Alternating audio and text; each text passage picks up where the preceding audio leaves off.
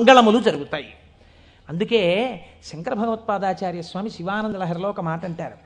అసలు శివ నిన్ను చూసి ఏదేదో అనుకుంటుంటారు, అసలు నీ స్వరూపం ఒక్కసారి ఆలోచించు.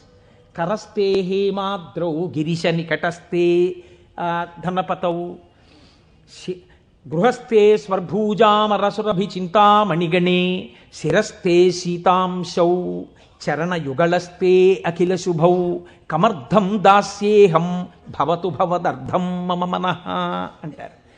శంకర, నాకు శుభం ఇయ్యని అడగడానికి నీకు నేనేమి ఇచ్చివను?